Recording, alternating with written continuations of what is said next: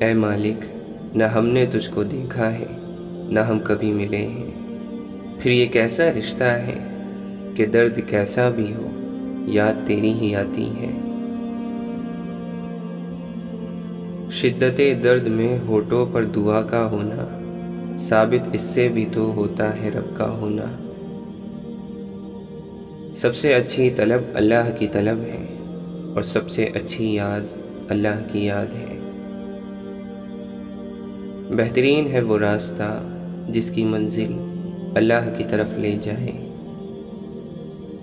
انسان عمر سے نہیں فکر سے بوڑھا ہوتا ہے۔ حلال تھوڑا ہونے کے باوجود برکت کا خزانہ ہوتا ہے، اور حرام خزانہ ہونے کے باوجود برکت سے محروم ہوتا ہے۔ دنیا کے سامنے خود کو فرشتہ ثابت کرنے سے تنہائی میں ایک اچھا انسان بننا زیادہ بہتر ہے۔ معیار یہ نہیں کہ آپ کو کتنے لوگ پسند کرتے ہیں، بلکہ معیار تو یہ ہے کہ آپ کو کس طرح کے لوگ پسند کرتے ہیں۔ دوسروں کو خود سے بہتر ہی سمجھو، کیا پتہ ان کا اللہ سے معاملہ آپ سے بہتر ہو۔ الفاظ مردہ ہو جاتے ہیں جب سمجھنے والا خاموش ہو اور نہ سمجھنے والا داد دینا شروع کر دے۔ دنیا کے لیے اتنا عمل کیجیے جتنا یہاں رہنا ہے، اور آخرت کے لیے اتنا عمل کیجیے جتنا وہاں رہنا ہے۔ کچھ لوگ مذاق کا سہارا لے کر ساری باتیں کہہ دیتے ہیں۔ جب انسان دوسروں کی بات نہیں سمجھنا چاہتا تو وہ اونچا بول کر خود کو صحیح ثابت کرنے کی کوشش کرتا ہے۔ رکاوٹوں اور مشکلات کے لیے پریشان مت ہو، ان کے پیچھے بہت حکمتیں ہیں۔ یہ آپ کا راستہ نہیں روکتی بلکہ بہترین راستے پر لے جانے کے لیے آتے ہیں۔ ہم اپنی نظر میں کبھی غلط نہیں ہوتے، اور کوئی ہماری نظر میں کبھی صحیح نہیں ہوتا، اور شاید یہی انسان کی فطرت ہے۔ کیوں لوگوں کو مرنا آسان لگتا ہے؟ کیا قبر، حشر، حساب کتاب مذاق لگتا ہے؟ ترقی اتنی کہ ہزاروں میل دور بیٹھے لوگوں کو سن لیں، بے بس اتنے کہ پاس بیٹھے لوگوں کی تکلیف محسوس نہ ہو۔ اگر کوئی آپ سے بھلائی کی امید رکھے تو اسے مایوس مت کرو، کیونکہ لوگوں کی ضرورت کا آپ سے وابستہ ہونا آپ پر اللہ تعالیٰ کا خاص کرم ہے۔ یہ راز تو میزان عمل پر ہی کھلے گا۔ ہر شخص کہتا ہے کہ وفادار ہم ہی ہیں۔ انتظار کرنے کی صلاحیت کو صبر نہیں کہا جاتا، بلکہ انتظار کے دوران اپنے آپ کو سنبھالے رکھنے کی طاقت صبر کہلاتی ہے۔ فرائض کے چھوڑنے سے جو عذاب آتے ہیں وہ وظائف پڑھنے سے ختم نہیں ہوتے۔ ایسی نیکی کی کوئی قیمت نہیں جسے کرنے والا کہے کہ میں نے کی ہے۔ آپ وہ نہیں جو دوسرے لوگ آپ کو سمجھتے ہیں، آپ وہ ہیں جو صرف اللہ جانتا ہے۔ نہ سمجھنے والے نہ سمجھو کو بآسانی سمجھایا جا سکتا ہے، لیکن غلط سمجھنے والے عقل مندوں کو بالکل بھی نہیں سمجھایا جا سکتا۔ خاک سے بنے انسان میں اگر خاکساری نہ ہو تو اس کا ہونا اور نہ ہونا برابر ہے۔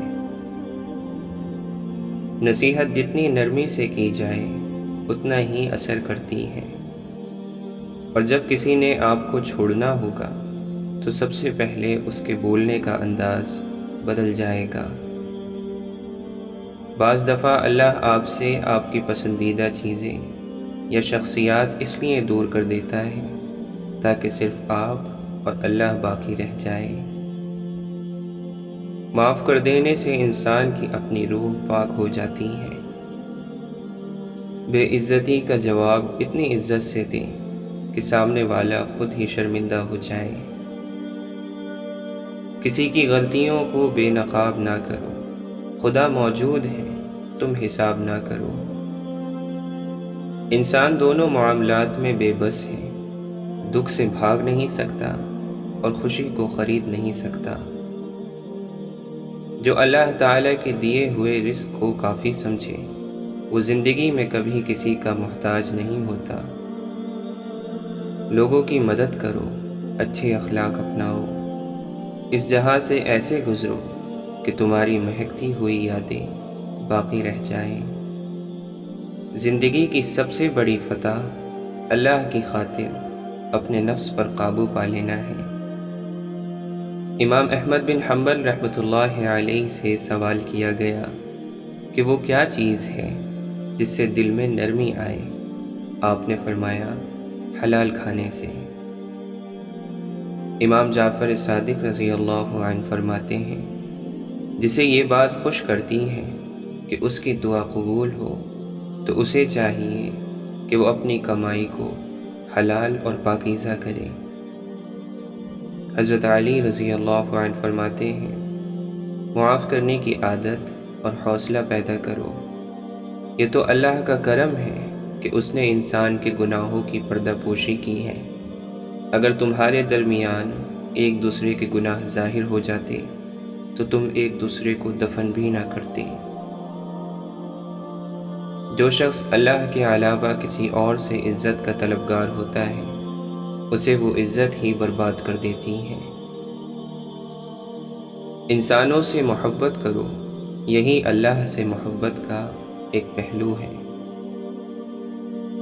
اچھی سوچ اور نیت والوں کو سکون ڈھونڈنا نہیں پڑتا، ان کی سوچ ہمیشہ نکھری صبح کی طرح اجلی اور پاکیزہ ہوتی ہے۔ ہم زندگی میں ضرور کامیاب ہوں گے اگر ہم ان نصیحتوں پر عمل کر لیں جو ہم دوسروں کو کرتے ہیں۔ علم رکھنے والے سے لڑنا آسان ہوتا ہے، پر یقین رکھنے والے سے لڑنا مشکل ہوتا ہے۔ یہ دنیا آرام کی جگہ نہیں ہے، یہ امتحان کی جگہ ہے۔ پتہ نہیں ہم رب سے جڑنے کے لیے اپنے ٹوٹنے کا انتظار کیوں کرتے ہیں۔